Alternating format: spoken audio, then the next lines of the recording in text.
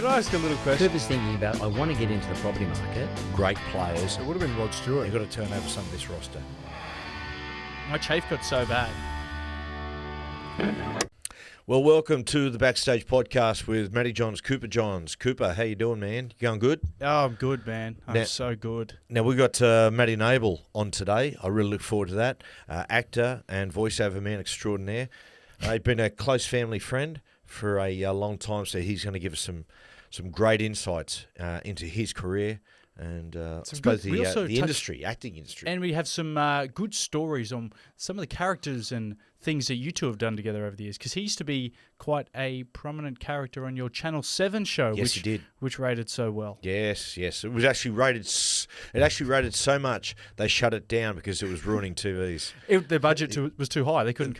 Wasn't enough antennas in Sydney. No. Cooper, just letting you know, okay, people. Next, in recording this next Wednesday is State of Origin #1. We're going to let you know, right? When you wake up first thing Thursday morning, okay, just have a bit of a look. Cooper and I are going to lay in a State of Origin review on the game. We're going to talk about, who starred, who failed, possible changes going into Game 2, all the big turning points, all the big moments. Yeah. You'll get that first thing in the morning. You'll hear it here first, so click on and have a listen. Very nice. Hey, I wanted to break something to you. I'm not too sure if you heard it, but when this comes out on last Friday, I had my first ever co-hosting role on Kyle and Jackie O. I know. I was tipped off about it, had a bit of a listen. Hey, mate, sounded good. You've got a lot to learn, of course. Hey, now, so because I wanted to get some live feedback from you, because I was quite although I've done a lot of media before, to sit there 4 hours on the biggest radio show in Australia and to hold my own with the very own Jackie O, it was quite intimidating. Yeah, I bet you it is. It is. I mean, it's such a beast, that show. It's huge, and and for Kyle to be off and to then put you in the seat, it's a enormous privilege, mate. They wouldn't let me go sit in his seat. Oh no, I mean, but fill in, take his spot. But all the feedback. I've got to go and have a listen. I listened to one little bit. You mentioned something about arse seating, which I went, I can't listen. I cannot listen to my beautiful baby boy talk about arse eating.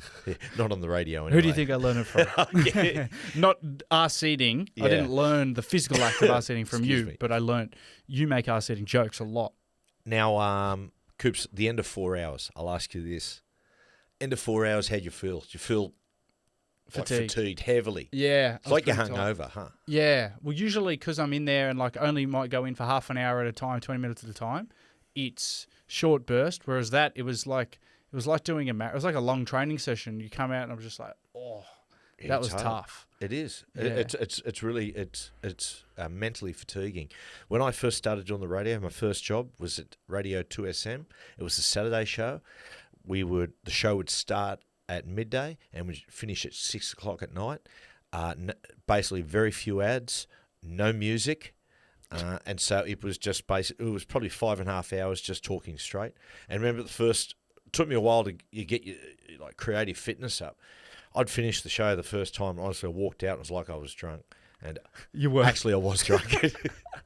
No, but it takes a fair bit to get used to. Yeah, it is. And it's good that I'm so glad. It's like your debut, and you're so glad it goes so quick, and you kind of can't really remember if you played good or not, because you're just kind of in this trance. But I'm so glad it's done. I remember the same thing when I made my rugby league debut. I was just like, I am so glad the first one's over and done with. Just kind of that nervous energy that you have that sits inside the little anxious bunny that's running around in the stomach. It's kind of just dissipates. It's like anything, doing your radio, whether it be radio, TV, or playing rugby league. The really important thing is you don't want that feeling in your stomach to disappear completely.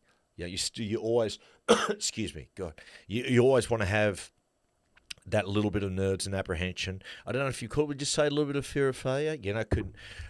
That feeling that you don't want to stuff up, that you don't want to be embarrassed. Would you say the best of the in those type of industries, high pressure industries where you have to perform, they're all a little bit are paranoid and afraid of failure. That's why they're so good, because they are afraid of not performing to their best, so they make sure they are. Well, I've been doing it for that long, right? I'll say this. I don't fear failure. What I fear, my fear is, whether it be radio or television, is hitting a point in the show and losing my way and going, what are we doing? What are we talking about? We've got 5 minutes to fill here and we've run out of stuff. That's why, like, I triply prepare. Like, prepare over the top. Like, your mum always says, you don't need to be doing that. I know, but the day I don't do it. But that's what I'm saying. Like, you are paranoid that you've got that little bit of fear of, like, I don't want to be stuck and, you know, it's embarrassing. Like, it is fear of failure in a sense, because you would feel failed in yourself if you got to a point where it was like, oh, you didn't know you had nothing to throw to, or you didn't have a story to go into. So you prepare so much so that you don't fear it. You're not fearful when you're going to the show. And I think there's certain things that get stuck in your psyche that make you who you are. And I always remember as a kid once having to get up. I was in year 3 or 4 in primary school and having to speak at the school assembly. And I was that nervous. I was trembling, and then got halfway through it and literally couldn't talk and felt like I was going to faint. And the whole school were laughing. And I remember going away just going, and I reckon that little moment sort of sticks with you. Yeah. And you go, I never want to feel that again.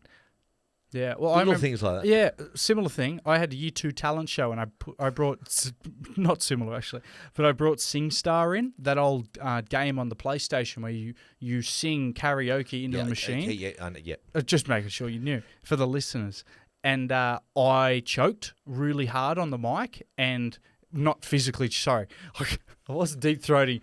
Jack is signalling that I was deep-throating the mic and choking. You're a sick man. I expect better from you, Jack. God Not damn from you, you, Jack. but you, Jack, I do. And I got real nervous and flustered. Everyone laughed at me.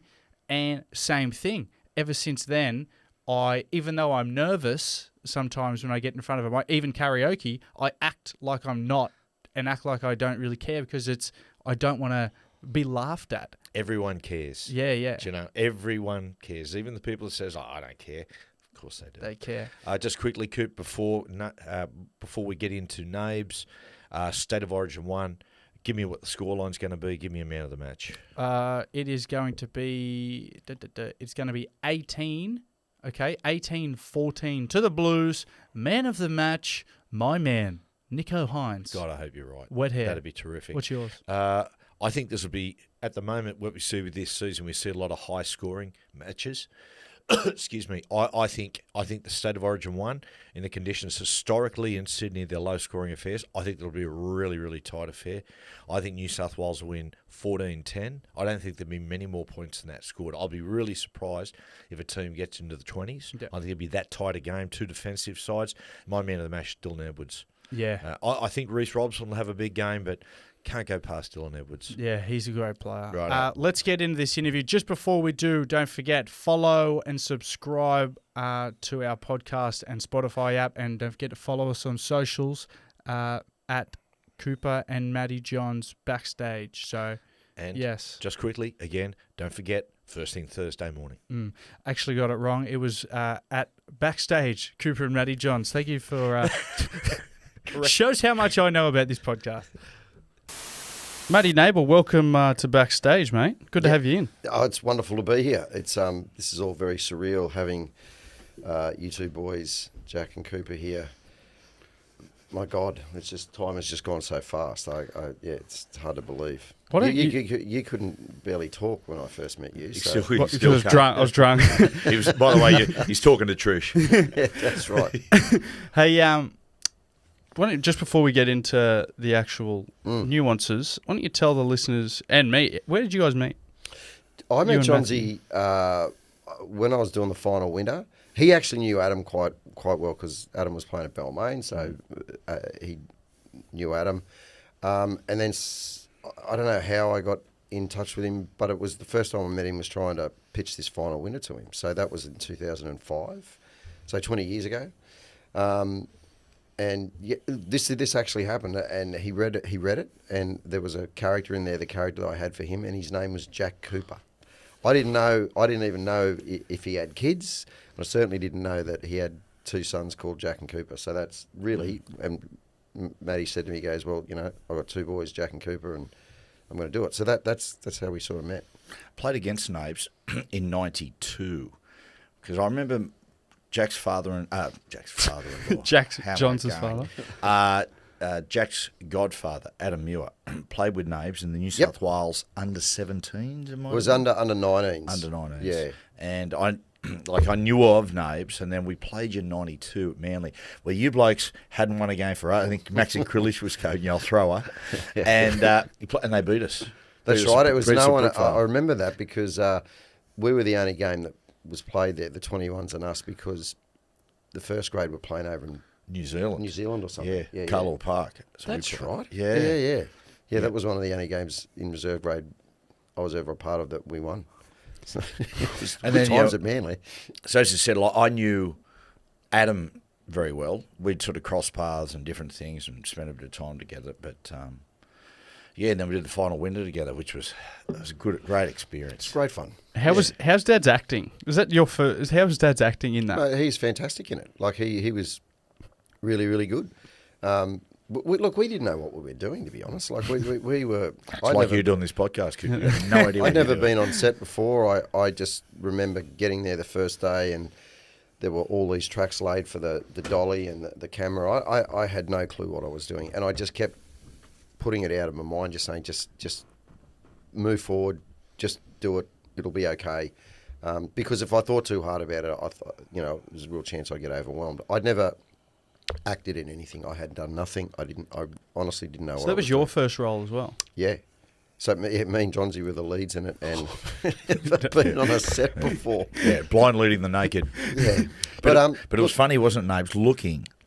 It was obviously my first time on a movie set, but watching the politics of a movie set, and the creatives clashing all the time. Yeah, and I didn't realise that was the deal. And you had the director and the DOP that were in constant conflict at different stages, and you had our mate BA, who co-directed it. He was trying to mediate between the director and the DOP, and then at different stages, because unbeknownst to us, I could watch it, but everyone sort of left me alone. But it was a real sharp learning experience. Like it was, and after that it came out in September, and then in November I was working in America. So I was not prepared for any of that at all. And again, I had no clue what I was doing. John Jarrett, just come off Wolf Creek. That's right. He was in it. Ivan Cleary.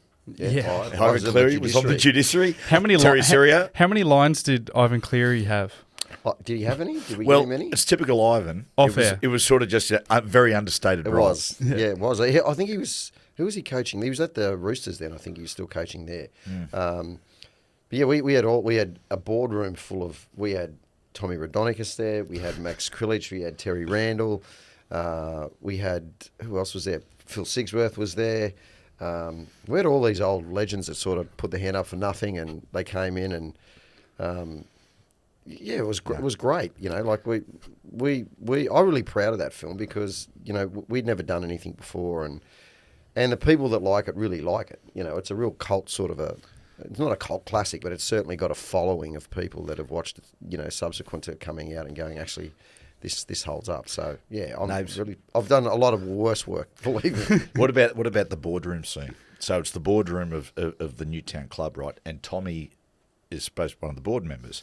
So Tommy's line was to say something along the lines of, I'm sitting there as the coach and we're discussing Nabes' future, and it was Tommy's lines were, come on, Jack, you got to be kidding. The bloke's had his time. But that was it. When they said, Tommy, put your own spin on it, right? And you got all the creatives there. People, don't know anything about rugby league or who Tommy was. So we get there, and I go, well, I push back and go, oh, mate, well, I don't know about that. And Tommy goes, oh, is it my line? They went, yep. And he goes, righto.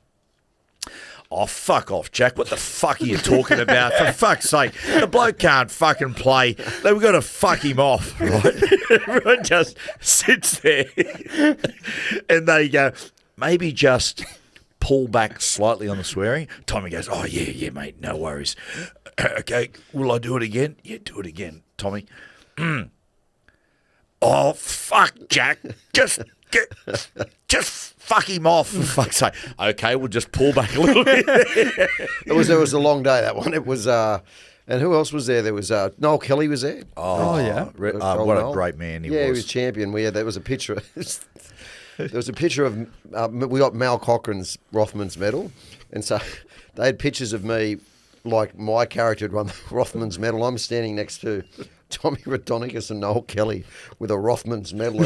So I've won it. Like, it was preposterous. What about some of the other characters you guys did together on Dad's really successful show? It was a great time. The other successful show Dad had, which had one season. It was actually so good that, they canned it after one. Well, they didn't can. You No, always you leave were the fans. warehoused. Yeah, you leave the fans wanting more. They kept calling for it. And I said no. Start with Tim and Tom. You guys had Tim and Tom together. Tim and Tom, my kids still think it's some of the best. Everyone loves still. Mate, when we did that was in 2010. There was I didn't see this, but I heard about it. There was Penrith were playing in a semi-final that year at Penrith Park. There must have been 50 guys dressed as Tim and Tom. Like, you couldn't do Tim and Tom these days. Nah, you probably couldn't. No, very politically incorrect. But the other one we did was GBH Security. Which, that was fantastic. That was my favourite. Gil Nagasaki and Derek Ponsford, wasn't it? They were the two. They were probably my favourite characters you guys did. We've got a guy here. He's been playing up at the football. He's very intoxicated. He's got a little bit of ice in his system. G-Train. Mate, that was crazy stuff. Like, and we and Matty's character, there was one skit. It never made it in, but we dressed this guy up in a pair of hot pants At the gym. Some punter. We go, mate, can you put these on? Yeah, I know. He was just a bloke at the gym working out. We said, mate, I'll throw these on with you. Mate, he had this lycra little hot pants on, and he's walked past in a singlet, and I'm doing the bench press, and he's spotting me as Gil Nagasaki, and he spots the guy in the hot pants and starts following me. Oh, man. There was another one that made it. He was squeezing pimples on my back because I had all these. Yeah, Royce. He walks away and eats. He does. Eats the pus. Yeah. Oh, dear. Oh, Hey, man. Yeah. Nabes, the writers' strike in the States. Yeah. Did that affect you? It did affect me, and we had a film that a film I was going to direct over in the States, so that got held up. I mean, it really did shut down to a shuddering halt. The writer strike happened, the actor strike followed straight afterwards, and yeah, it did. It affected, because we probably would have gone into production last year over there, and in saying that too, I was just in America a couple of weeks ago with my agents over there, and they're still feeling the effects of it. No one's really kicked off as quickly as they thought they would. There's a lot of indecision about what's going on. I was with Joel Edgerton last week on Wednesdays with Joel, and he was talking. We've got this project together, and he was talking about the same thing, that it has had a really, really big effect, even now that everyone's back, but the lag effect is really substantial. So there's a little bit of indecision on where they're going to spend the money and what people are looking for as far as content is concerned. I think one of those things is the world is in such a... Well, it's always in a crazy state, but at the moment, they're in an election cycle. Then they don't know what's happening with that. The Israel-Hamas thing kicked off. That had a real impact on the industry over there as far as dividing some people as well. So it's a really ambiguous sort of situation over there at the moment as to what content they're going to start buying. One of the big things was artificial intelligence, AI starting to write scripts. Yes. Nabes, Scary. have you seen a script written by AI? I have. What sort of quality? Exceptionally good quality. So because the software, so they can feed in every... Look, that was one of the things they were fighting against, was the copyright sort of... And it's just so litigious with trying to protect all this sort of stuff, because it's out in the public domain, and there would have been AI software that have already downloaded thousands and thousands and thousands of scripts. Now, if you then go to the AI and say, I want a heist film, and they've got 60 heist films in there, they can punch something out that holds up. Structurally, there'll be a first act, second act, a third act. And for executives and people who are making films, that's really, really attractive because the script is, it's all about putting stars in the movie, attaching them to the script. And if they can pay them enough, then they'll get something up. What they don't have to pay then are the writers. So, all these protections came in for that. And AI is, I didn't really have my head around until someone explained to me about, the capability of AI and what that sort of means for the industry. So they were right to strike and to fight against those, what, the bigger companies were trying to do. So, yeah, it's AI is it's going to be problematic. I think the first probably thing that you might have seen, Cooper, associated with television or film with AI was the Anthony Bourdain documentary Roadrunner. Now, this was done on Bourdain's life after he'd passed, but he narrates it. Right, and that is AI. They've just knitted together all the different shows and every word he said, and there was a real argument to say, is this ethically right? Well, there's also apps now where you can sort of talk into a phone. You can prank people by pretending like it could have your voice and pretend like, hey, I'm Matty Johns prank calling someone. Like it can redo your voice, which could put you in a bit of with the voiceovers. Obviously, you do a lot of voiceover work for Fox. I'm done. Yeah, they might start knocking that off a little bit. The other thing is too imaging. Like there's I got a contact from SAG, who are the union over there, about I needed to hand over some details for them because there was some sort of royalty payment that I had from one of the shows I did that they are buying out something to do with your image. Because all this deep fake stuff that's around, that's really scary. So the AI intelligence and what the actors were fighting against were like, they can feed in Brad Pitt's performances and create an image like Brad Pitt who looks exactly like Brad Pitt and make a movie and go, Brad Pitt's, well, it's not Brad Pitt, but it's Brad Pitt's. No one will know the difference, right? So they're fighting for it. If you're going to do that, then Brad Pitt has to. You can't stop them from doing it. Yeah, there's got to be compensation paid to the actor. So if they want to use it, there's nothing to stop them from using it. There's just got to be compensation paid. So, look, that's just around the corner. There will be a movie at some point that will be made that will have the likeness of all these people who will get paid. I think that's inevitable. I don't know when that'll be, but it won't be them. It'll just be the AI. Like that, some of that deep fake stuff is terrifying. Yeah, because you can be incriminated, for something. Look, if someone's out to get you, and they want mud to stick, then I'm talking about high profile people politically or whatever. That's a scary sort of scenario because it's so real and so far advanced, and it's just exponentially getting more and more advanced as we go. And this is just me talking to guys who actually know what's going on. Because in my realm, I've got no idea whatsoever, but it's highly advanced. Names, I ask you, we spoke about scripts before, right? We're on that subject. Let's talk about getting a role, right? So let's say, for instance, Martin Scorsese's bringing out a film. He's interested in you. He asks you to come and read for the role. What is that process, Names? Do you sit with others? Or? I actually did something. I was in LA and I got a call. They had Boardwalk Empire was a Martin Scorsese production. He was an executive producer. I think he might have directed the pilot. And I got a call. I got flown to New York to read for his casting director. Her name is Ellen Lewis, I think.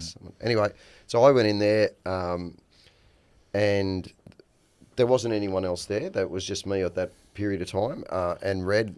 This happened, so I read for a role. She said, okay, I'm not sure you're right for this. Read for this. Can you?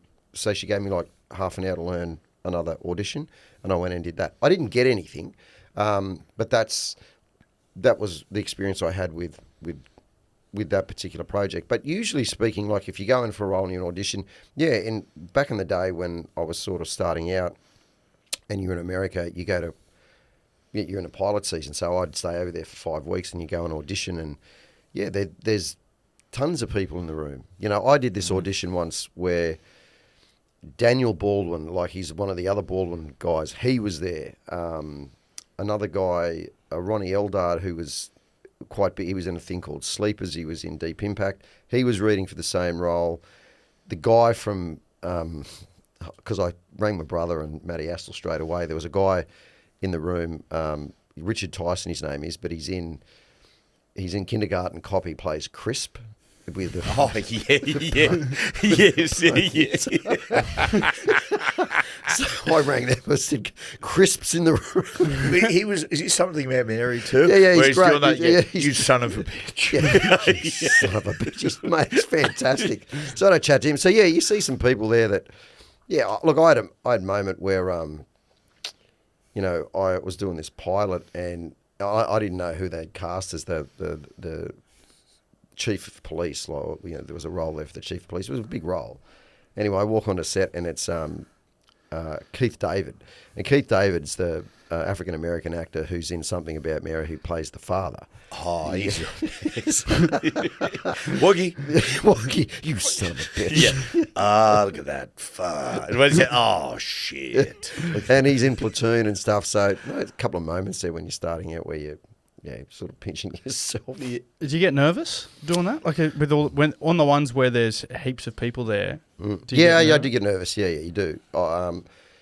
Because you're doing an accent. You just don't. And look, like I said right at the start, I didn't really know what I was doing. Like I've sort of learned as just being on set over a long period of time what works for me and what doesn't work for me. So I was nervous and not confident.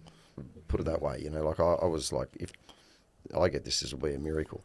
But you learn in the end, once you've had some experience, auditioning often doesn't really matter if you've done a good audition or not, as long as you don't really, really fuck it up. What matters is what they've got, the producers and the creator, what is the closest thing in their head to what they had written or what they're thinking about, and if you match that, then you're in it with the show. It's funny, isn't it? I've heard people say that certain guys are brilliant and actors and actresses brilliant at the read and the auditions, really, really good. Others, I found it when we did the final window, we're sitting down sort of rehearsing, sitting around in the circle. It's a bit like that documentary, The Greatest Night in Pop, where We Are the World, where we're all sitting around. Yeah, it's great. And you feel the nerves. I mean, even the great Bob Dylan, he's sitting there very insecure. So I'm sitting there, and they're all sitting around, and we've got John Jarrett. Now, unbeknownst to me, they say John Jarrett is one of the worst people in the world for a read. Yeah. Right? And he's just... and he's fucking up, and I'm thinking, wow, this is good. This acting's obviously not too tough. Look at people are, I've seen guys, you have a read through and they give it nothing. And I'm a bit like that. If you do a read through, I won't perform. It really just matters on the day, if you're ready and prepared. But there are those situations, particularly in America, where they have a read-through and people have, on the read-through, people have been replaced. So, you do a read-through. I remember doing a read-through for a pilot and I was already cast as the lead in it. And there was a read-through and they said, you need to give it something here because the studio's here, the network's here, so they want to get a flavour of what the character's going to be so that you're performing in that. And in those read-throughs, people have been replaced. That happens all the time. So they've got the role, they go to the read-through, they get a phone call. Yeah. I don't know people that's happened to. So buy the BMW, darling. Bring back Ashley. I've been replaced. That's like getting signed for a league, like a rugby club, and then you're rocking up your first day of training, train shit, and they go, actually, nah, let's just get rid of you. It's brutal. And that's why that industry, as an actor, like if you're just an actor, it's brutal. Like if you haven't got any other strings to your bow, then and you're relying on that and that alone, then I don't care who you are. I mean, there's some anomalies there where people have sort of stepped into the frame and have become super successful straight away. But what you hear a lot is no. Yeah, no. It's funny, Coops. You said about the foot. I've seen that. Well, I've heard of it. with the rugby league side, New South Wales State of Origin side. I was we had a charity show the other day for Ricky Stewart Foundation. Yeah. And we're having a bit of a laugh about Ricky when he was Origin coach once, he selected a halfback.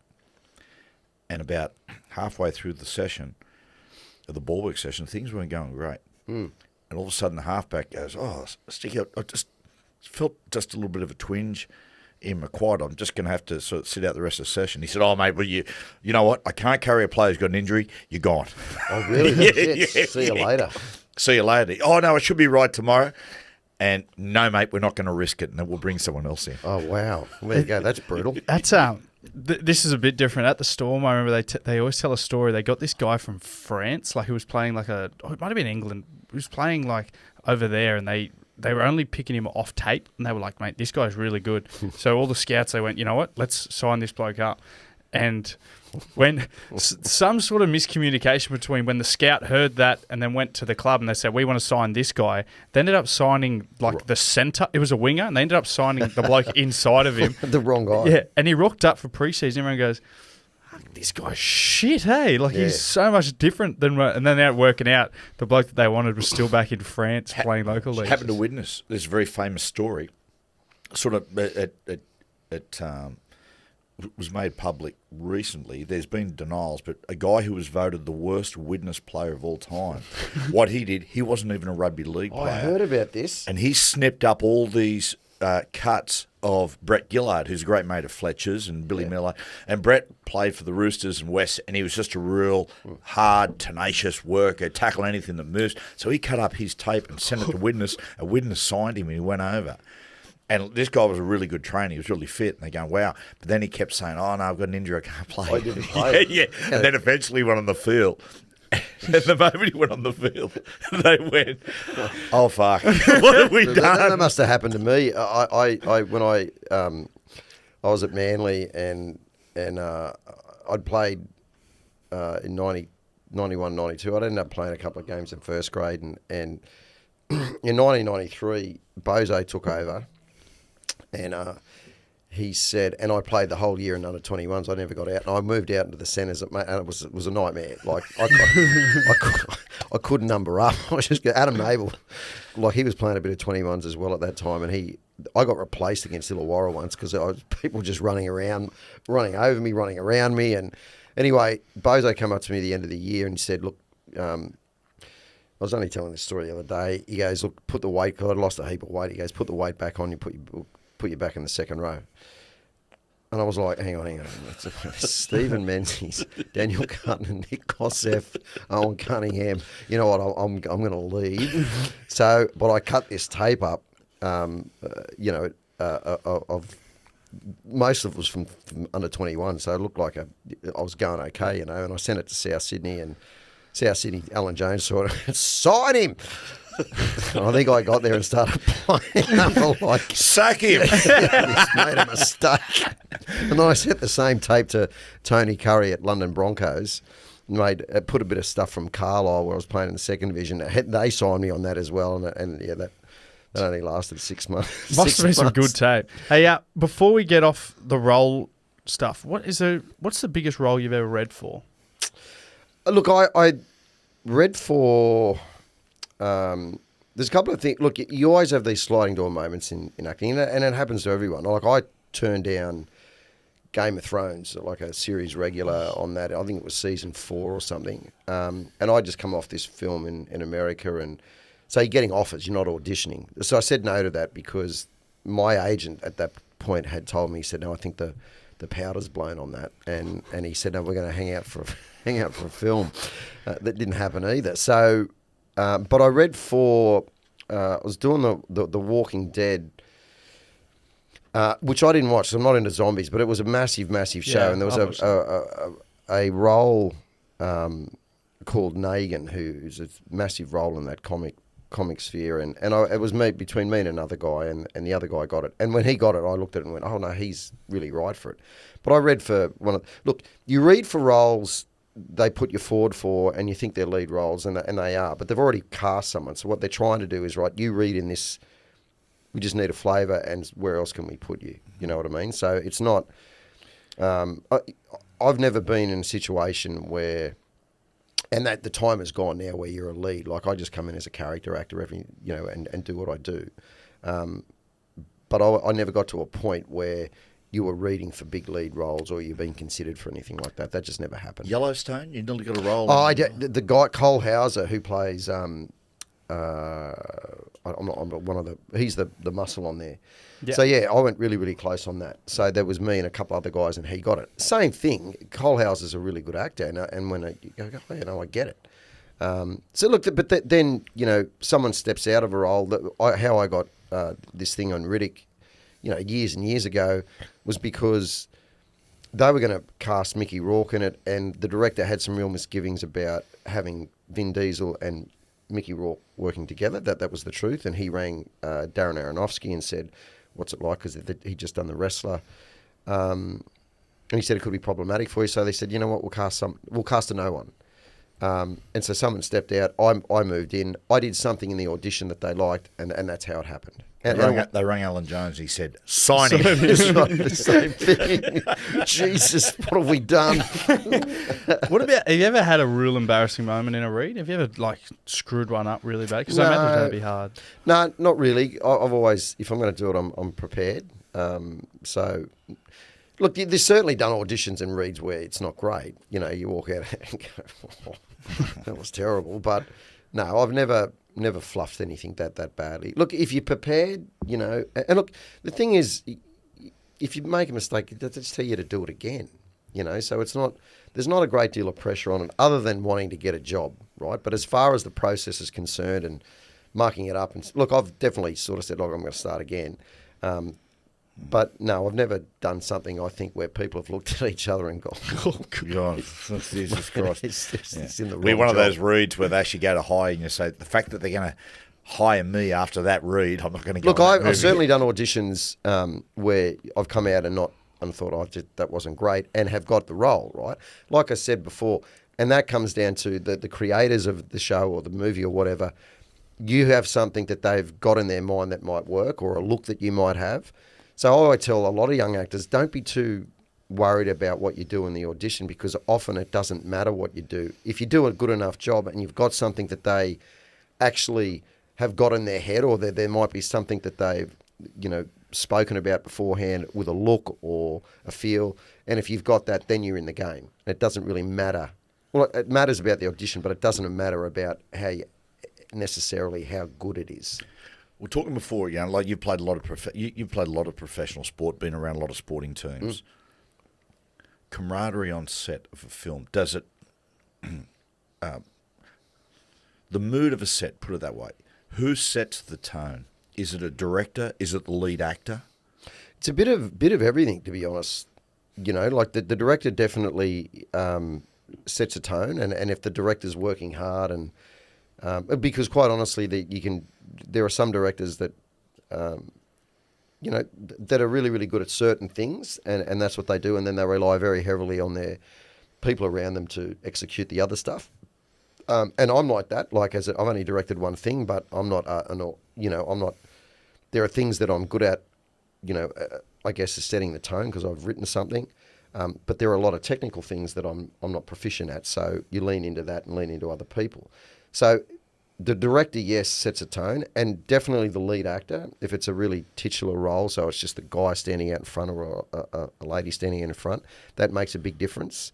How they treat the crew and how they interact with everyone else. If you've got an actor or an actress who's not behaving particularly well, then that'll bring everyone else down. I've been in those situations before, but a lot of the time, most of the time, I'll be honest, the people at the front are there for a reason, and usually their behaviour is really, really good, and that's why they continue to work, because it's easy for people to say, I'm not working with him, or I'm not going to work with her. So the first AD is a big one. On ours was Jez Grogan, who's great, who's gone into, he's a big first AD. So that guy, a lot of it relies on him. He's running the day, and then he's got a department underneath him. So, yeah, from the top, it all sort of spreads down. Look, if you behave well, if you're the director and you behave well and you're kind to people, then usually everyone gets on board, and it makes it a lot easier. So. Who usually holds the most power? Like, if there was a director and a lead, like a big league actor. Yeah, that's well. Look, mate, the film industry and film history is littered with stories of directors and actors, big directors and big actors, or big actors who are sort of superior and the director's subordinate, where it goes awry and things get out of hand and it's ugly. Directors are being sacked by actors. Get rid of him. Yeah, I'm not working with him. He's shithouse, and they bring someone else in. So look, actors, you know, I'm not so much. There are some actors now that can still wield that power, but back in the day where the actor and director, if they weren't on the same page or rowing in the same direction, get ugly real quick. Yeah, I got 6 directors sacked on the final winner. Gone. Yeah. Is there any one actor or director you won't work with again? No, look, I'm you know, I haven't had any really bad experiences. You know, director-wise, I've always been treated really well, and actor-wise, look, I've seen some bad behaviour, but not enough for me to say I'm not going to work with you.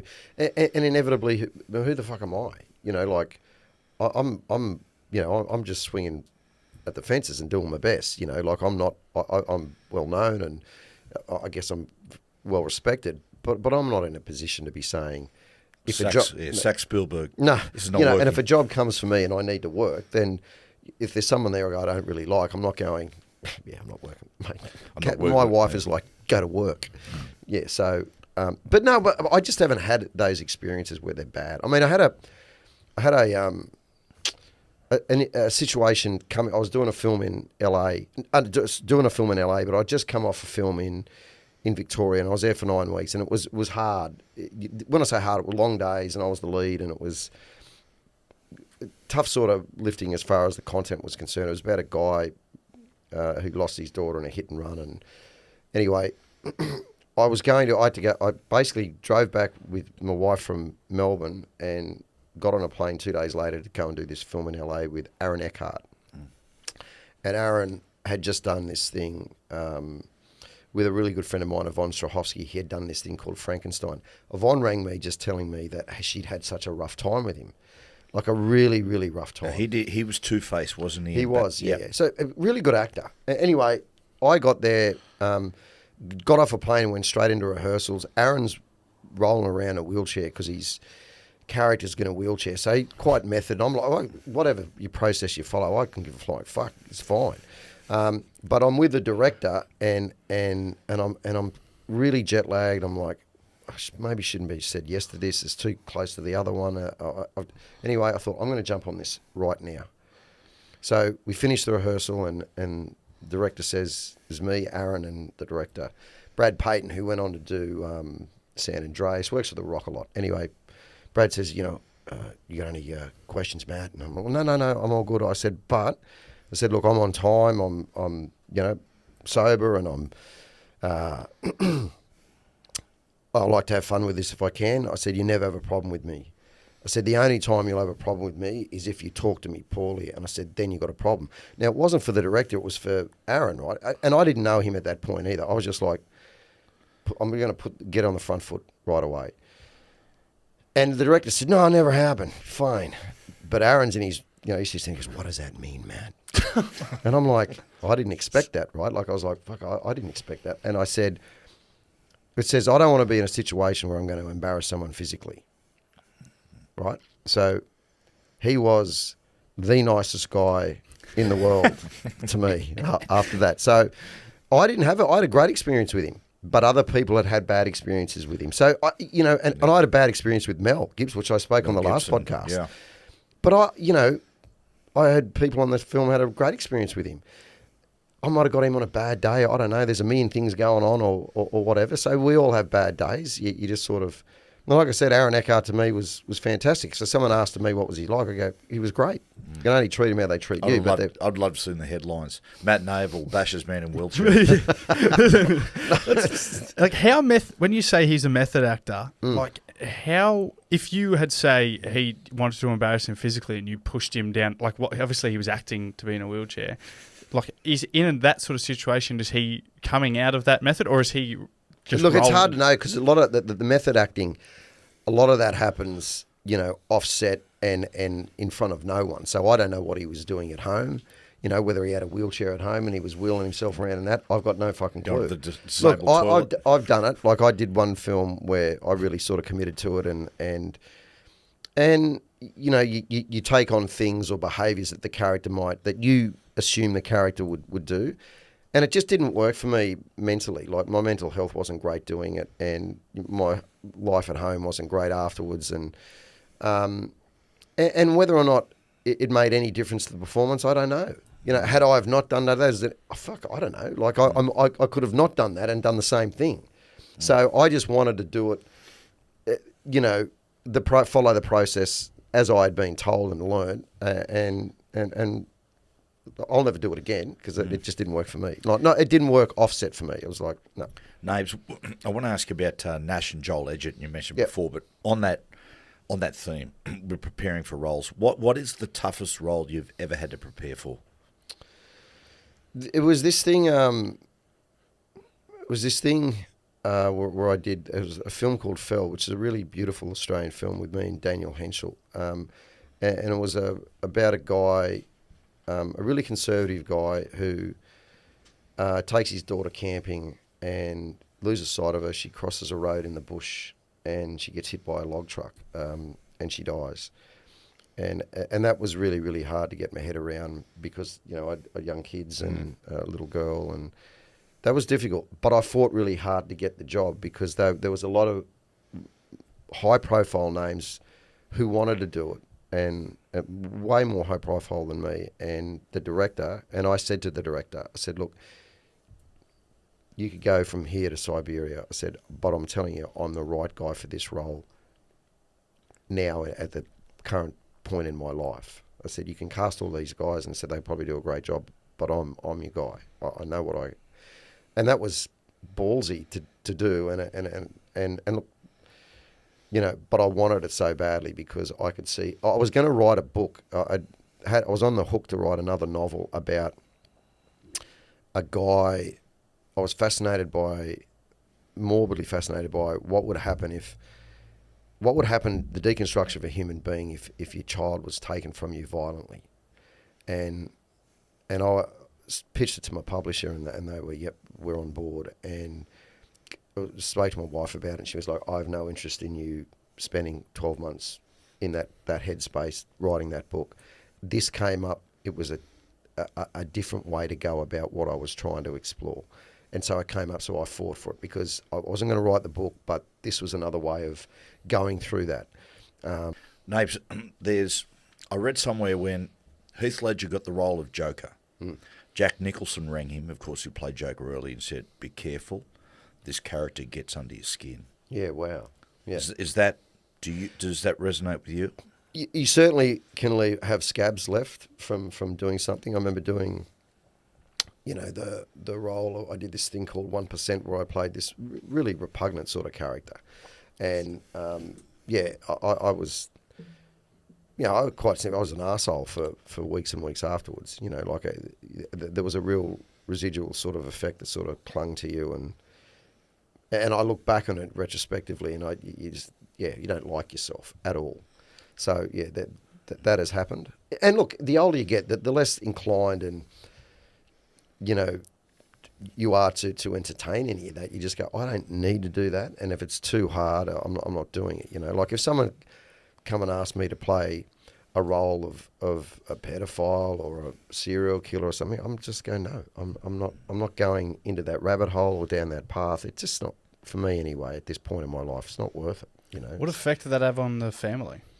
Like when you have to do these dark roles that send you down. Shit house, like you're not present with your kids, and it wasn't good. Talk to Cassandra about it. It was awful. Like you're not a good person. You're not playing a good person, and there's all this. And you at times when you're acting and you're in that situation, you can get really an inflated opinion of yourself. you know, like, and I went through that, you know, where you, and it's really hard to look back on because there's shame attached to it and embarrassment, you know, like the things that came out of your mouth or you said or the way you behaved. I'm like, there's part of me, like there's another part of me that wants to flog that guy, right? I'm like, if I met that guy now, I'd be like, mate, you're a fuckwit. You know what I mean? Yeah. Like, so, but it is all tied up in the work that you do. Like, it's not arbitrary and it's not just happening for no reason. It's the industry. It's where you are placed in that, the role that you're playing. It manifests in a way. Well, it did with me. It manifests in a way that I look back on with real disappointment and shame. But that's fucking life, you know. So you got to get through it. But there were roles that I played that sort of exacerbated that. I've got a huge inflated opinion of myself. But 2 shows, 3 podcasts now, it's unbelievable. It's hard not to, but it's equally as hard to prick that balloon. What about the Aussie film industry now? What about, like, because in your opinion, is it in a good place? Yeah, right I think now? it is. Yeah, I do. That there's, yeah, look, the Australian film industry is a funny one. I'm not really, they're not going to say they're not my people, but I'm not that connected to it, right? I've got my own life and I can pick and choose what I want to do because I've spread myself, you know, quite far. But as far as content is concerned and the things they're making and the really talented people that are involved, yeah, it is in a really good position. Like there's some really talented people that are around and that are really committed to making Australian content and moving it forward.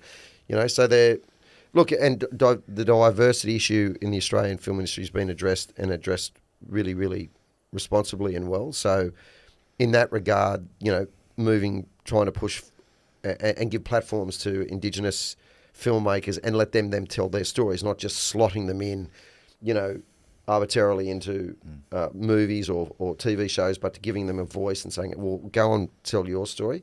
Yeah, they're really proactive and they're sort of at the coalface of all that sort of stuff. So, but yeah, it's in a pretty look like anything. Sometimes I hear a show's being made and I can get disappointed. I'm like, this is a remake of this is the best we can do type of thing. But by and large, I think it's in a pretty good spot. This is a question without notice. I haven't given you this. If there's a Mount Rushmore, let's say 3. If there's of Australian actors of all time, who are you putting on it? Russell Crowe. Good question, Yep. Coop, by the way. That's great. Russell Crowe. Proud of you. Look, I think he's probably our most successful actor. But you'd have Russell Crowe, Kate Blanchett, definitely. You know, so there's those 2 I think that are just trailblazers. And then, you know, you look at maybe guys like Jack Thompson and Bill Hunter and these guys that set a standard and you know, allowed all these guys to come after them. You know, like the 3's not enough. But look, I think look, Kate Blanchett and Russell Crowe for me are the 2 people that really stand out as Paul Hogan. Paul Hogan. Well, Hogs was an entertainer. Yeah. He's not an actor. You know, look, he did a great job in Crocodile Dundee, but he's much more an entertainer than he is anything else. But yeah, those 2 particularly, and then you know, there's Heath Ledger and you know Naomi Watts, Joel Edgerton. There's a lot of really good ones around that are contributing. What about Joel Edgerton? Nash and Joel Edgerton, my God, they're talented brothers. They are. They're you know, and I'm really good mates with those guys. They're always. Yeah, and they've been around for such a long time. They've been around for 25 years, and you know they've paid their dues, and they are where they are. Nash, you know, I got to work really closely with on Mr. In Between, and you know the way he executed that was a big reason. What a great It was a big reason it was so successful. And then Joel, I've got this really interesting project with called Hard Luck about Jerry Quarry. So you know we're really close to. To explain to people, like Jerry Quarry was the Great White Hope, wasn't he? He was, in heavyweight fighting. Yeah, he was in the 60s. Yeah, and he fought everyone. He was the only guy to fight Ali twice, Fraser twice, and really, really sadly, he passed away at 53 from pugilistic dementia. So me and Joel have been talking about this for 3 or 4 years, but it's got to a point now where things are moving and there'll be some momentum. So, we hope to make it sort of next year. Let's talk about insights, Coops. The Nabes. Actually, before we go on to we always finish with a little menu of questions, but I wanted to you talked about accents earlier, and because obviously a lot of the roles in film are never really based in Australia with Australian accents. So what's the toughest sort of culture or accent you've had to learn? God, Look, I've done a a great question. I'm so proud. I just want to say straight away, just to sit here and see the man you've become. Just sorry, Nabes. I've done a lot. I've done a Scottish accent, which I was both, praised for and castigated for. I've done American accents, same thing. I've done British accent. I did a Hungarian accent. That was good. Barracuda. Excellent show. I think they're all problematic. I did an English accent that wasn't great, because I listened to it and I was like, well, doesn't sound English. Look, it's very, very difficult to do the accent when you're not in the homeland of the accent you're trying to do. So in America, it's less problematic if you're doing it because you're hearing it all the time. Everyone's speaking that way, so you get picked up on, does that sound right? Doesn't sound right.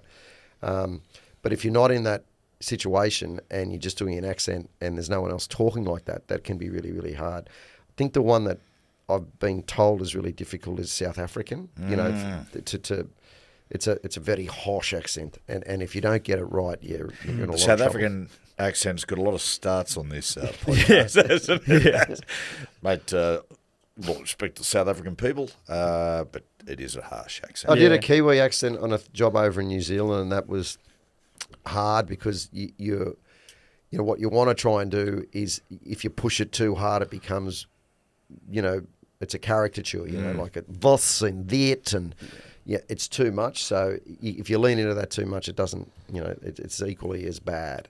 Yeah. So it's just trying to strike a balance. But look, they're good fun to do. But yeah, they're problematic. I remember doing Jock Ross and this person I was doing the accent coaching with, she told me that you need to be talking like this for an hour a day. Oh, God. Go down to the shop. Get their names over. I get some haggis. No. I was talking like that at petrol stations. And I look back at that and just like, shut up. Like, if you're going to do that, just go home and talk to yourself, but don't be putting other people through that shit. Have a schooner of new, please. Yeah. I did that. Like, I was at a pub talking like I was blind one night at like a Manly function. It was it was 2011. So we had this. We used to get together on all these old boys get together before the grand final on a Friday. And I was smashed. Anyway, I started talking like I was about to start doing bikie wars. I was talking like a Scotsman, and Hank to this day just fucking does not stop. He goes, who the fuck do you think you are? Talking like a Scotsman, you're blind. Embarrassing. Yeah. What about right now? Is there any roles that you're circling for this year coming up that you really want to get your hands on? Is there anything coming out? Been really busy at the start of the year. There's nothing. Look, I'm just sort of looking at everything that's coming in. There's this show with Stan. We don't know who it's going to be with yet, but it's something I've created that is pretty exciting that will happen this year. So I'll be happy to get through to March and then jump onto, writing the rest of that and going into production with that. So, but there's nothing, specifically that I'm looking at because it comes in like a week at a time. You want to do this, you're looking at that. And sometimes it's really quiet, because you're just not right for the stuff that's going on. You can't do everything, and I certainly can't do everything. So it comes in waves. You have like a purple patch. There's a lot of things come in, and sometimes it's quiet. And I made a really, really conscious decision not to go back to America for 3 or 4 years because the kids at that age. But I was in LA, week before last, and I'll start looking at stuff over there again. What about your voice? Just before your voiceover work, because you've turned into a little bit of a cult hero in the rugby league world for the advertisements and stuff. Yeah, there it is. Yeah. There's that's all Crawls. Is that all Crawls? Steve Crawley. Crawls as good as he is at what he is, and he's very good at spotting talent and running it. Well, he's made that Fox League. Without Fox League, it's not Fox Sports like it is now. Fox League is exceptionally big. What it is. Sorry, no, but he grabs you. So that he's very good at spotting talent. But what he's exceptionally good at is is writing, and that's a great love of his. So he's a really emotive writer, so he gets it. So I was doing the cricket the other day. Well, I don't know anything about cricket, but I was reading it going, mate, this sounds unreal. So it's and people ringing me, mates going, mate, you don't know anything about fucking cricket. He goes, it was good though, because that's Crawley. Yeah. And same with the cars. He did this one thing, and I was reading it and I was like, this is so good. And they bought the song, an ACD song, Highway to Hell. Yeah. And Crawls wrote this thing, and when that was all starting, he goes, there's something in the petrol of these V8s, there's sugar cane, and you can smell it. And I'm like, how the fuck did he write that? But it's so good. So, yeah, a lot of it's his. Like, I'll write every now and then, I'll write the Indigenous round one. Some of the bigger pieces, like the Manly piece or the Parramatta piece, I'll go away and write those things. But the week in, week out stuff is Crawls, and he's, as good as he is at what he does, he's an exceptional writer. Do you get many punters on a night out coming up to you? Oh, yeah.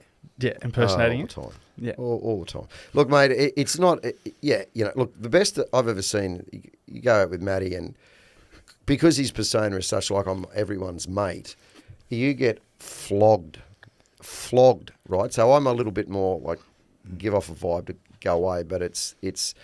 And look, for as many people who's like it, there are a lot of people who don't like it. I had a mate send me a text. He took I'm not on social media, but someone on Twitter had posted. I did a year of commentary, I had a year off acting, and went and commentated for 1 year. Anyway, this guy sent on his Twitter feed. He goes, Matt Nable couldn't play, can't act, can't call. Don't you love mates who send things like that a lot? I don't know if mate, you've I seen thought this. that was brilliant. Yeah. I've got your back, mate. I'm just going to send you He this. goes, look at that. And I was like, that's actually very clever. So for many people who like the voiceovers, there are people who are just like, oh, not this fucking clown again, So it is what it is. But I love doing it. I really, really enjoy it. Yeah. Right, we've got our menu of questions Let's here for you. conclude with some insights. Okay. What's your all-time movie line? Best all-time movie line? Movie line. Or movie. If you can't think of one, you can do movie. But no, I was only listening to the Rewatchables the other day, which you put me onto, Matty, and they were doing The Fugitive, and it might not be the favourite but when Kimball goes, I didn't kill my wife, and Tommy Lee Jones goes, I don't care. Awesome. That's pretty good. And the story behind that is, right, David Toohey wrote The Fugitive, who directed me and Riddick. And Tommy Lee Jones for years has been claiming that he ad-libbed the line for years. And David Toohey goes, it's in the script. I wrote it. He goes, he's an asshole. and that's what he said. He goes, mate, it's in the script. And the other one, he goes, I don't bargain. Tommy Lee goes, I ad-libbed that. No, you didn't. He did. It's in the script. It's funny, Nate, you say that. I was thinking, I woke up this morning, God knows why, but I thought of Harrison Ford, and there was that one thing he did ad-lib in Indiana Jones. When the samurai guy comes out and he's doing the samurai sword, he was supposed to engage in a bit of a fight. He just pulls out the gun and shoots him. Well, that was ad-libbed. That was like a joke on set, and they went, that's brilliant. Yeah. And look, I was talking to a guy the other day who was talking about Vince Vaughn and Owen Wilson and those guys. A lot of their stuff, in Wedding Crashers is just them rapping. So it's a lot of that good stuff. There's a lot of failing that goes on. And Bradley Cooper was talking on one of these things about how Vince Vaughn was just never afraid to fail. And then he'd come out with something and you're like, you got it. Farrelly brothers said the same thing with Bill Murray. Just keep rolling. Just keep rolling. Yeah. Some of the lines in Ian McCracken returns in with Munson. And Munson walks out and he just sits there in the cafe and he looks over at the table. There's an old woman and a young woman. Yeah. And totally ad lib, and he just goes, hi. And the old woman goes, hi. And he goes, I'm not talking to you. Hi.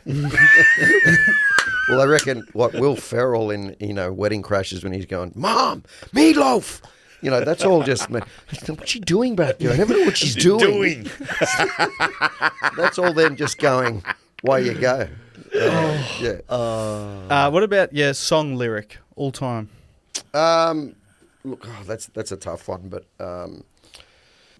these days music is really, really hard to find music that's. You can find it. A lot of it's quite folky, but there were proper lyricists like John Cougar Mellencamp. When you listen to Check It Out and Cherry Bomb and Minutes to Memory, it's like they're fucking compositions. They're stories. Billy Joel. Listen to scenes of Italian Restaurant. It's a story. Do you know what I mean? La knee. Satisfaction.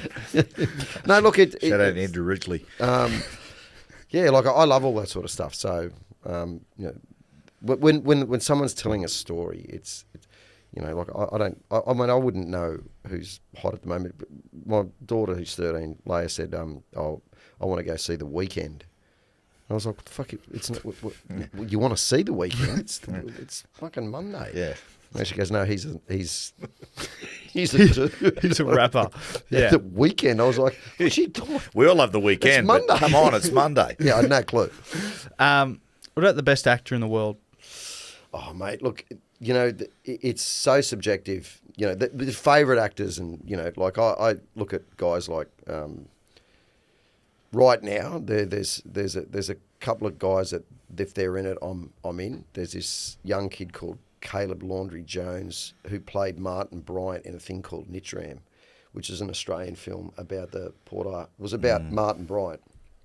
It's as good as anything I've ever seen. But you know, there's favourite guys like I if Brad Pitt's in something, I'll go and watch that. I just think he's great and compelling in everything he does. But there's performances that make, like, Boogie Nights is one of my favourite movies, and Alfred Molina comes in for 2 days. He's there for 2 days. He plays a guy called Rehad Jackson, right? This guy's English, so he's not American. He's walking around in a wardrobe. Remember Pat's little Chinese guy, Cosmo, on the ass goes, it's Cosmo, he's Chinese. Like, what? And they're flowing fucking firecrackers, mate. He's playing Russian roulette. Mate, that's got some of my best favourite performances. John C. Reilly in that, Burt Reynolds, Mark Watt. Mate, he comes in for 2 days, because I know they would have taken him 2 days to shoot, or 3 days, and he just went, mate. Wet knocks it, yeah. Mate, amazing. Like, actors who can come in and do that. Jason Bateman is another one that can come in. There's a movie called Smoking Aces. He's in there he's in there for 10 minutes, and you're just like, that's the best thing in the movie. So I really like watching guys who can come in, you know, and do something. You know, they add something. Sam Rockwell's another one who can come in and do stuff like that. You're like, wow, these guys are so clever. But I did watch, I watched There Will Be Blood the other day, and watched Daniel Day-Lewis, and that is on a level, like, his performance and his acting is very hard to hold a stick to. It's exceptional. Yeah, he's about the best. Is there any who are really, like, from an actor's point of view, who everybody hypes them up, like the general public just hype them up and they go to watch everything, but they're really actually shit, like, or overrated? No, it's different things, right? Like, so different genres. Like, Jason Statham's not a great actor, in my opinion. No. But, mate, people love him in what he does. Very good in that space, as, you know, he's doing the Fast and the Furious or whatever he's doing. Now, is he a great actor? I don't know. Fucking hard to be take it seriously when you're fighting a megalodon. Do you know what I mean? Like, so, or fucking Sharknado. You've just spoiled it for me. I thought it was a documentary. Or driving in the Fast and the Furious. It's so ridiculous, right? So, but I think, look, if guys have had a level of actors have had a level of success, there's something compelling, whether they're great actors or not. There's something compelling that is allowing them to succeed, and they're only allowed to do that if people watch them. So, you know, I can look at someone and go, I don't really rate him, and they'll go, well, you know, there's 26 million fucking people that do, because they just went to see his movie. So Yeah. It doesn't matter, you know. Like, so they've got some. If they're that high level and doing it, then they've got something. It's funny, isn't it? You look at certain actors and actresses, and you go, you know, not really my cup of tea. An example I use is Colin Farrell. Yeah. Yet his role as coach in The Gentleman is just, it's so charismatic and so good. And you go, you know what? I actually fucking like this bloke. Yeah. Well, because everyone can be miscast and give a performance where they go, you know, it just didn't work, or I took a big swing. Like, Sean Penn's taken some big swings at different things, and they haven't necessarily worked, but he's gutsy, and he'll have. And then when he goes down to finds what is in his wheelhouse, like Mystic River or something, you're like, whoa, you know. But you can be miscast as well. So if you're not, people have been given the roles at different stages, and it's a situation where they're not right for it, so it doesn't quite work, and then people can go, well, he's shithouse, and we're like, well, no, he's not. It just didn't work, or he wasn't the right person for that role. There's only a few actors that can do everything, right? Like they can do. Christian Bale can do anything. Daniel Day-Lewis can do anything. You know what I mean? Like they can do it. Phil Hoffman, Seymour Hoffman, you know, he could sort of morph into and do anything. You know what I mean? They're compelling, and they're that. There's something about them. It's very, very intangible to put your hand on why it works and why they are. Well, Bateman can be Batman, and then he can play the guy with the comb over in American Hustle. You know what I mean? And he can play the vice president. What was his name? Rumsfeld, Cheney, right? They're chameleons. I know that's cliche, but they are. They can just. And there's only very few that can do it. You know what I mean? Like George Clooney's great when he's doing George Clooney, but he's not doing that, right? He's capability to do that, right? There's only a few of them where you go, well, he can do anything. I'm going to call out the Farrelly brothers right now. I want them to do a remake of There's Something About Mary and cast Daniel Day-Lewis as Woody. See if he can do it. Mate, see, look, that's the reason that worked, that movie, like, it is so well cast. Awesome. And look, Matt Dillon, who wasn't known for being a comedic actor, comes in, mate, hits it out of the park. The first where he stands up, he's got his belt undone, he's got the fucking teeth. Brilliant, you know. So what about those actors who, like Eddie Murphy's and Adam Sandler, who played Jack and Jill, which was Dad's favourite movie, Blended, and Bludger, that they play, you know, half the cast in one movie. How hard is that? That'd be remarkably hard. Like, I every time I, you know, feeling a bit low, I put on, you know, YouTube and watch the Nutty Professor, the around the table scene. You know, like that is exceptionally hard. And mate, there are only so many people that could. That is the nuance that Eddie Murphy brings to all of those characters sitting around the table in that family dynamic is incredible. And you're not acting with those people. You know, you got to do that separately every single time. So, yeah, those guys are geniuses, you know. And look, Adam Sandler is another one of those guys who's really diverse. Like he plays, you know, he can play Happy Gilmore, and then he's the water boy, and then he does a thing called Hustle, or he does Hidden Gems, and you're like, this guy's actually got a lot of stuff underneath, you know, and he's given the right opportunities, he's brilliant at all of it, you know. And that's about someone, you know, a director or a filmmaker going, there's something else here. I'm going to give him a shot here to do this, you know. So to conclude, Nabes, we're about to go out in the sauce, right? Yeah. All of us here, myself, you, Jack, Cooper. We'll leave Trish at home. You can invite any three actors to join us. Right. Who do you invite? Ooh. Meryl Streep. Meryl Streep. I'd have. Look, the guys that intrigue me are the people who don't give interviews and they don't talk. So, Christian Bale once said, he said, the less people know about me, the better. Mm-hmm. You know, so they're very, very hard to peel back anything. They just don't give any. Jack Nicholson doesn't give interviews. Leonardo DiCaprio doesn't give interviews unless they're told to. You know, like it's in the contract to bang the pots for the film or whatever. So those guys would be really fascinating because no one really knows them. You know, like what's he like? Wertho was talking to me about Christian Bale. He did Terminator with him, and he said, mate, he's a champion.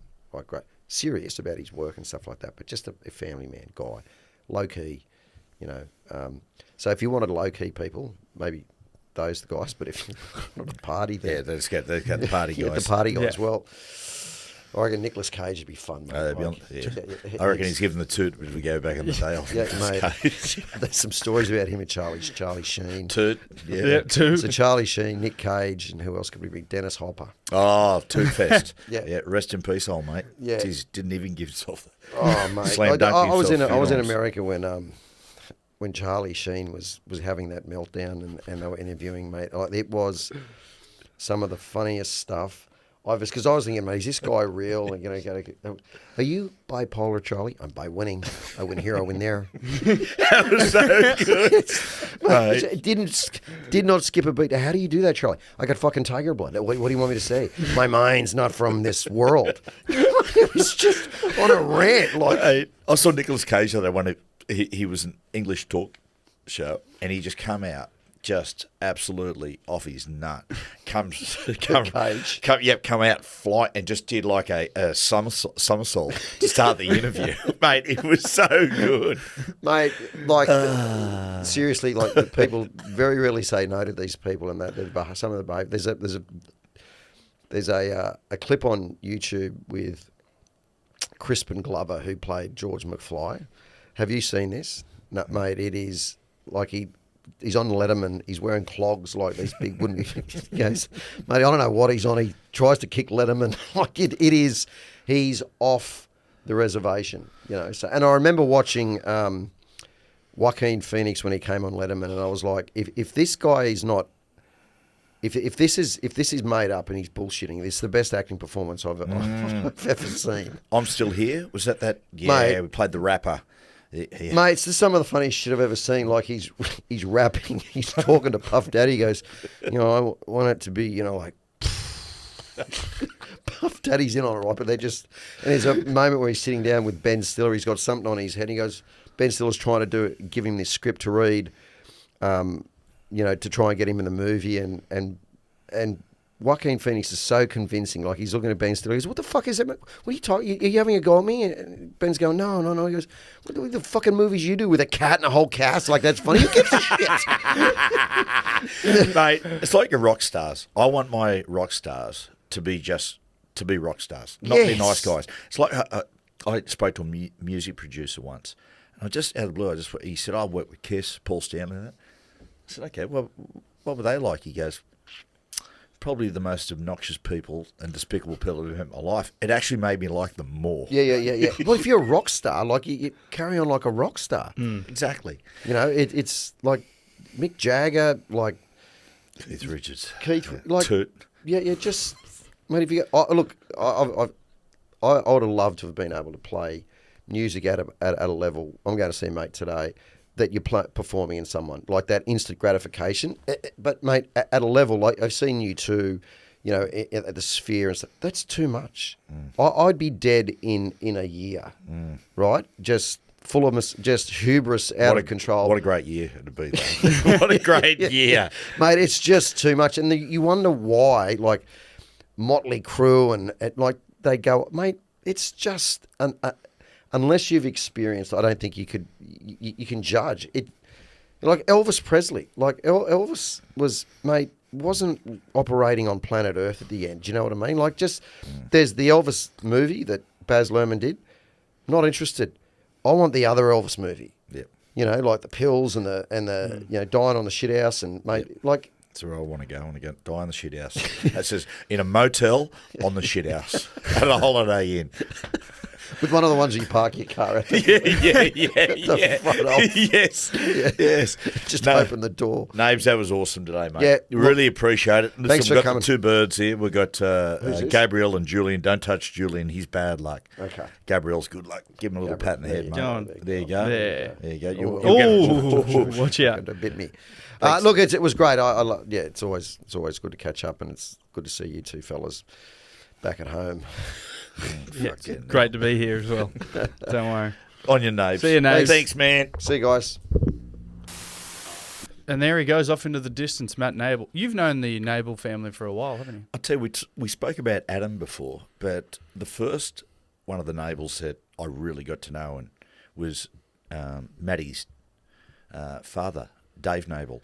Dave was the trainer in our 1995 World Cup Australian side, went away to England and spent a lot of time with Dave there. And Dave's just a great guy. Dave was the trainer because Dave served in the army with Bob Fulton, who was the coach of the Australian side there. I remember once, Dave, you talk about like understated economy of words. You could sit with Dave for like a full day. He'd probably say 5 words to you. And I remember once we were in Liverpool. I'm sorry, we were in Leeds, and I said to some of the boys, would anyone like to come to Liverpool with me and go to the Beatles Museum? And the boys were like, who the fuck want to go to the Beatles Museum? And Dave said, I'll go. So we spent the day there, driving over there. It was Dave, myself, and Frank Panisi. Was the it? Melbourne store. 3 of us. Yeah, went wow. over there. But great insights there from Naves. It does make you. It makes you almost want like a lot. Hearing about the auditions and the culture of acting and everything. Geez, it makes you want to go and give it a go. Hopefully, we've inspired a few of the listeners. Possibly. Who knows? Inspired them, bored them, the whole gamut of emotions. If anybody's still listening, I don't know. Yeah, we're just yelling off into the distance. Like Grandpa Simpson, just screaming at the clouds. Good on you, Coops. Good on you, Matthew. Thank you. Well done.